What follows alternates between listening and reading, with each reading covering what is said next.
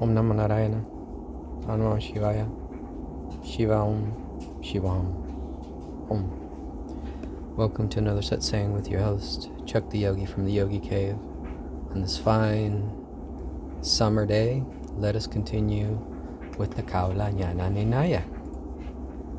O leader of heroes, now listen to another characteristic of Shakti and of the Kula Shakti and the power of the hero, the Vida.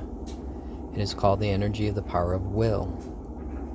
Manifesting from Shiva, this will is without beginning nor end.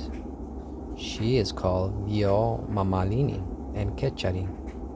She is also known as the splendid energy Kundali Jyeshta, Manonmani, Rudra Shakti, and Kamakya. She is the foremost of them all.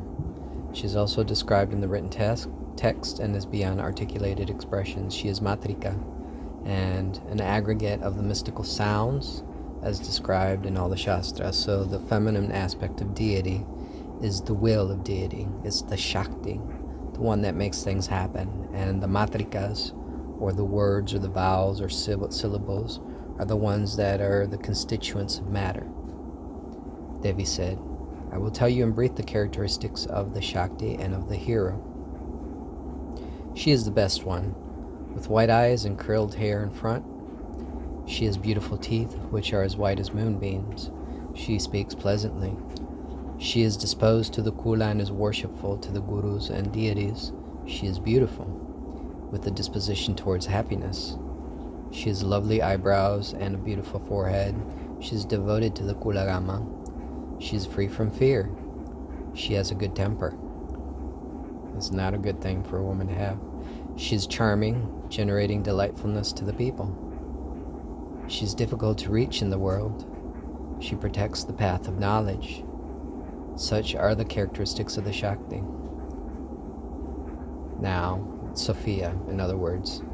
Now listen to the characteristics of the hero. He is handsome. He is of pleasant disposition. He speaks the truth and possesses determination. He is devoted to the Kaulagama. He is truthful and free from anger. He is a hero. He is handsome, confident, and always has control over his own body. He is a Swami. Such a hero is well established in the Shakti of Rudra. This power is the great symbol, Mahalinga.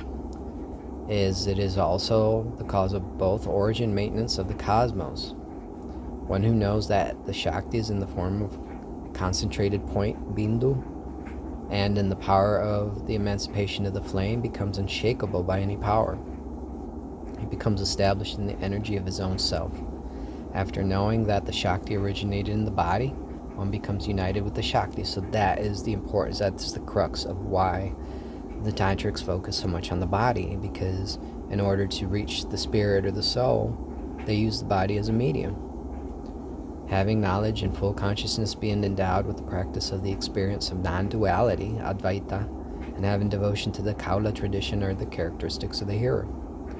Chapter 21. Devi said, Oh my lord, please tell me the list of schools which exist in the sphere of the Kula. Now there's going to be like a series of schools that don't exist anymore or are underground, but here we go. Bhairava said, I will now speak without hesitation about the characteristics of the various schools that deal with the divine Kula. O Devi, there are 55 doctrines connected with yoga. 55, 5 being sacred to Lord Shiva. There are sacred schools and sub-schools described in the Kaula Shastra.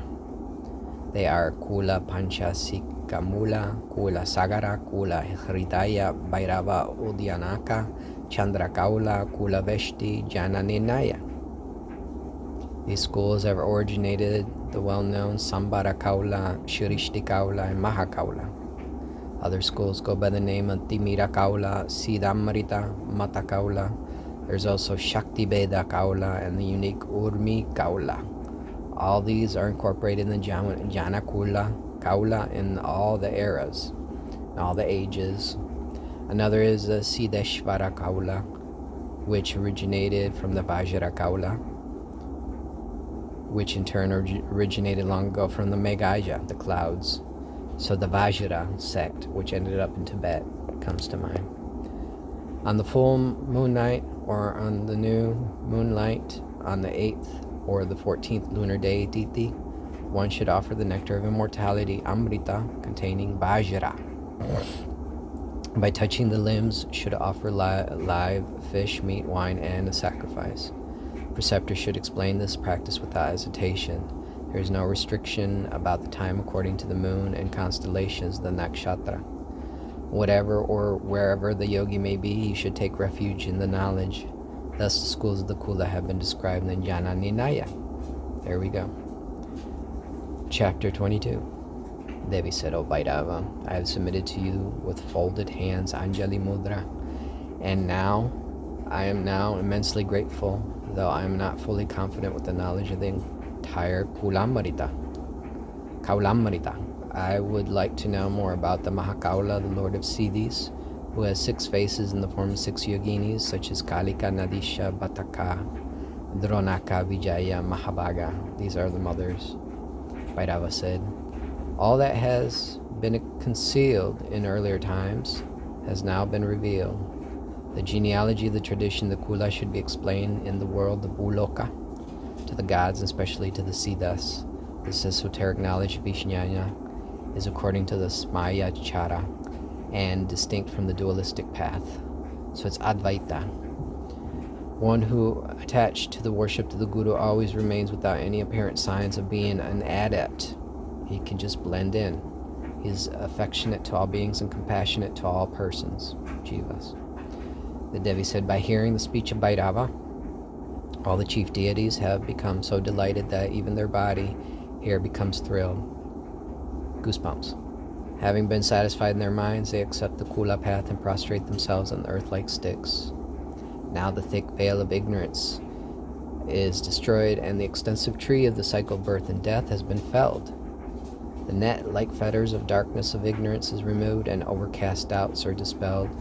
There are 150 million varieties of knowledge, which are called Jnana Ninaya. Among all these, the essence has been churned out in the form of the Shastra and the Kamarupa, and is established in every home of the yoginis. Bhairava said, those who are blessed with the grace of this knowledge are able to favor or punish, and to bestow the siddhis.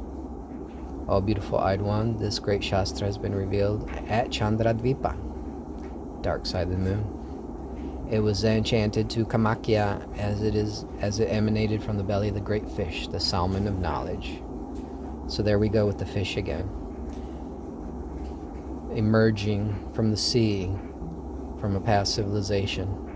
Chapter 23. The Devi said, O Lord of Gods, please tell me how the yoginis of the Kala tradition move and are known on earth through devotion. Bhairava said, O splendid and passionate one, please listen. The gods and goddesses do move in this world of mortals in the form of female animals like doves, vultures, swans, kanjabashi, kwakabashi, owl, sarari, guli, jackal, goat, buffalo, camel, cat, mongoose, tigress, elephant, peahen. So the idea is that, the deity is in nature and manifests through nature. The yoginis play on earth in various female forms, whatever is possible under the sun. Those female birds and beasts, then, when dead, are non-edible. The yoginis also move on earth as many animals and creatures such as horse, cock, snakes, stags, as well as some human beings, scorpions, lower animals, mice, and frogs. So, nature is divine. People may be affected by planets, spirits, bhutas, ghosts, flame, of fire, weapons, calamities, ailments, kings, thieves, lightning, goiter, tigers, lions, and elephants, but the 64 yoginis, assuming various forms, create fear in those things when they assume the forms of various animals. One should never show anger or use harsh words towards them, nor should one speak harshly to maidens nor women. So respect for women and respect for nature has always been endemic in the Sanatana Dharma.